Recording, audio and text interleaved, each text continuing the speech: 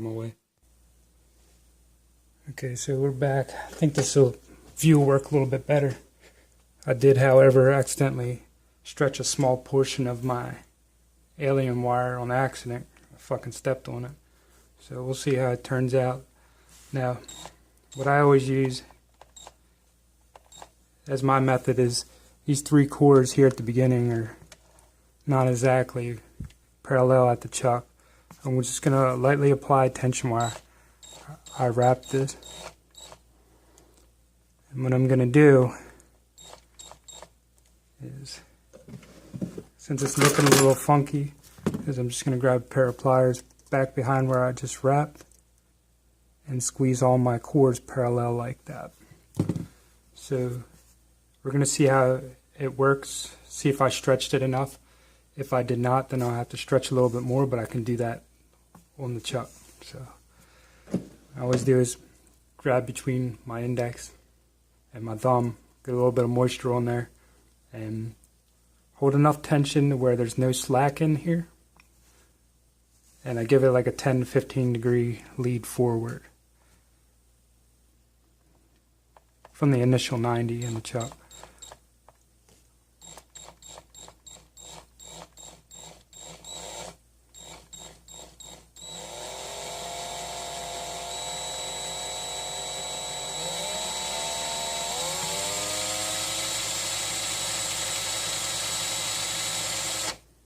So I'm going to hold tension on the wire, reach my right hand over, push the button and slide it another inch or two.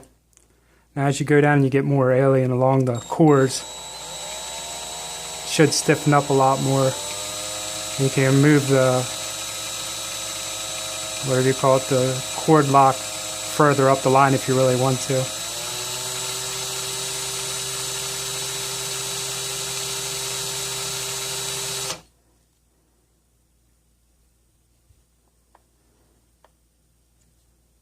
A little bit too far.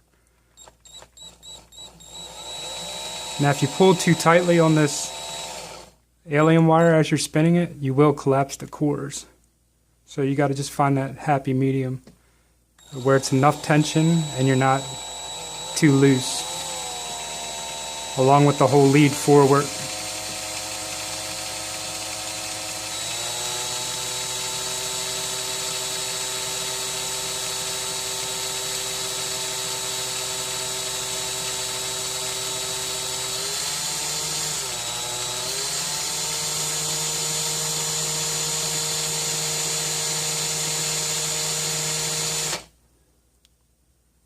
Yeah, we're going to be coming up on that part of the alien core I snagged, so it's probably going to bunch up over here.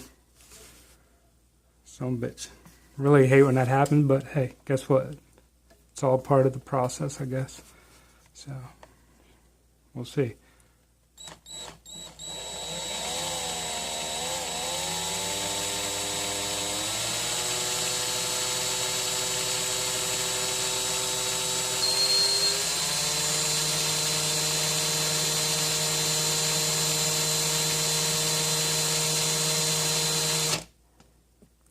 Guess it didn't bunch up. Move down a little bit more.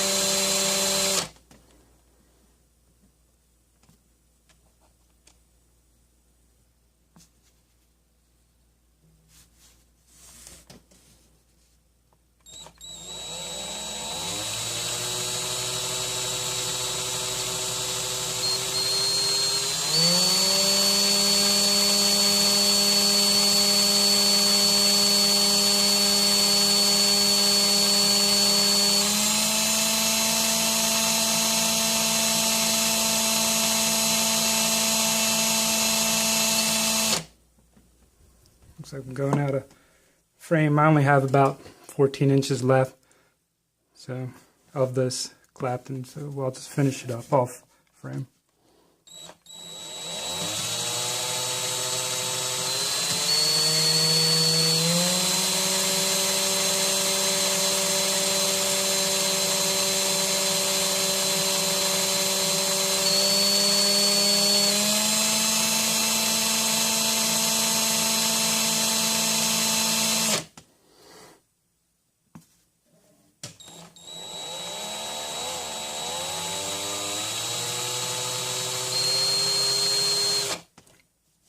Okay. So there's the alien wire. Got lucky and it didn't bunch up like I thought it was going to. But anyway, what I'm going to do, there's not many twists in it.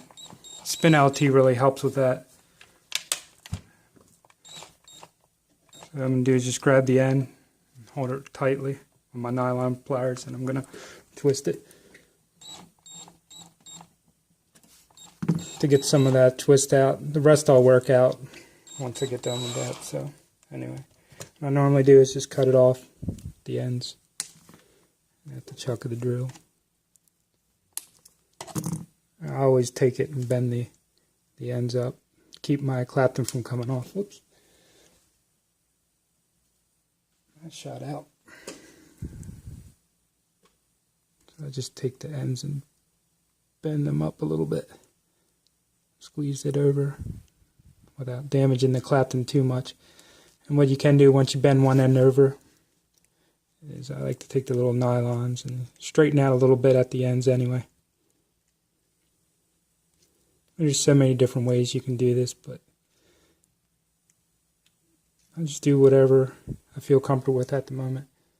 So, take this other end and bend it over too to keep that Clapton from loosening as I'm wrapping.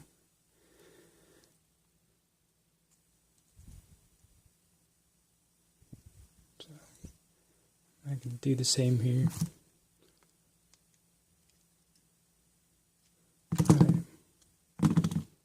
So there we have our alien wire. Should be enough for 2 coils. I think I'm going to do a 5 wrap on 2.5 millimeter. It's my preferred size for a vape.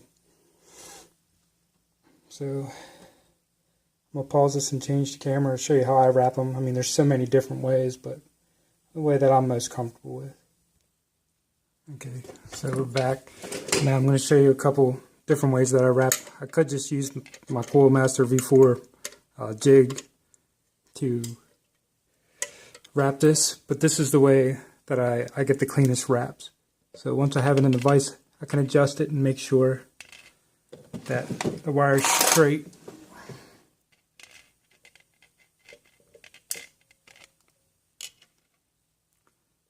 Straight as I'm going to want it for the wraps anyway. And then I take my coil jig, I lay it flush on top of my vise, and then zoom in. There you go, focus. So I'll just take this and I'm going to grab it from the end. I'm going to just bend it over without too much pressure, kind of let the wire do its thing. First wrap's always the hardest to get nice and tight.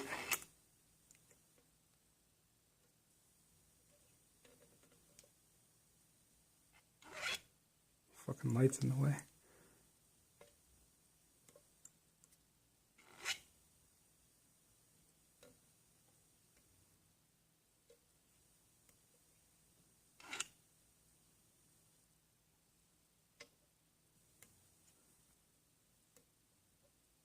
So now that I have it in the chuck and I bent it around, what I'm going to do is remove it from the vise.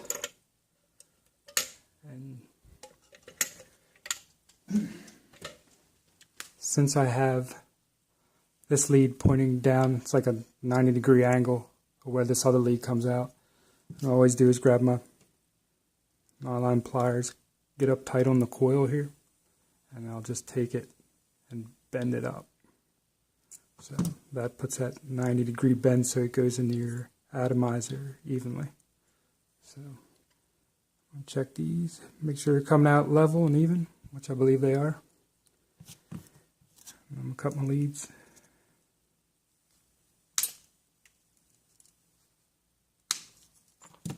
So there we go, we have one coil, we'll set that out of the way. I'm going to take my end here and bend it up. I like my Claptons to be as tight as possible. Nothing worse than when you do a 20-minute build and then the alien spreads. So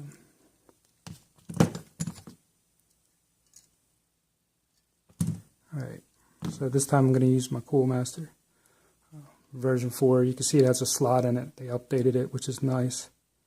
So I'll just hold my finger on there.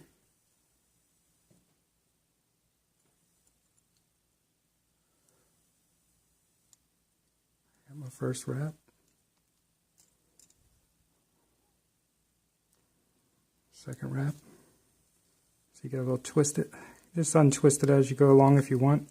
It really helps if you do it all to begin with, but I really don't like messing with that too much.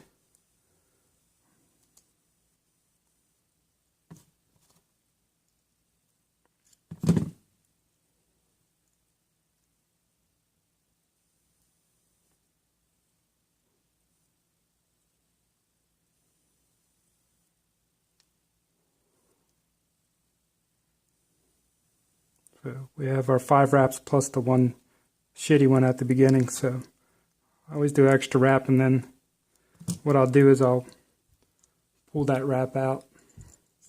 So now that I have it on here, just grasp this end and let the other end free and spin it around until it's about a 90-degree angle.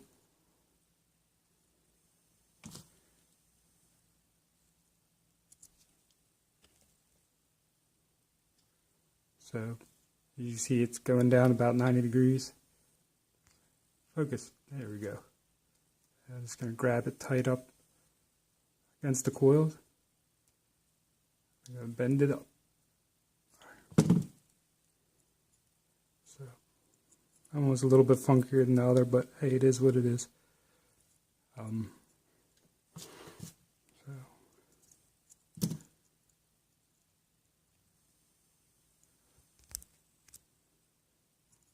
There we go, we have our 2 coils. Cut the leads again as usual. And I'm going to try to put a macro lens on, get you a better shot of these coils.